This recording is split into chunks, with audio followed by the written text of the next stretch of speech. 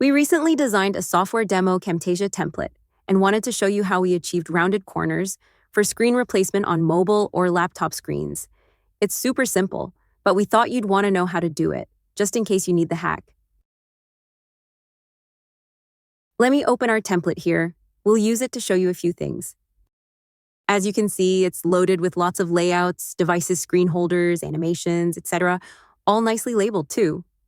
If you look here, you will see devices like this mobile have a frame, and the interior is transparent or blank, allowing for screen replacement. You could import your images from, say, Photoshop with all your screens nicely rounded in place. But then, how will you edit them? They are already baked in. In my opinion, this framed option is better, as you can quickly swap, edit, stitch items together. So let me get in close here, show ya. Rounding like this is what we are after. Simply drop in your screen, apply a rounded corner, and you're all set. I will position this one a bit. To do that, first find the visual effects, then drag the corner rounding into your screen. Let's grab it here.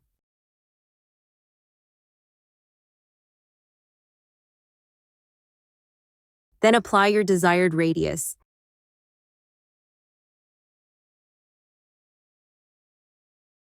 This effect doesn't have many features to play with, except this corner limiter over here. You can apply 1, 2, 3, or 4 rounded corners as you need.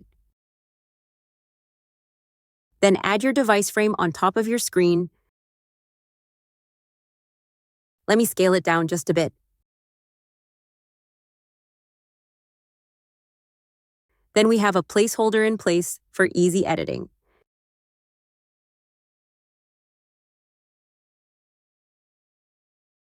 You see, a much better solution.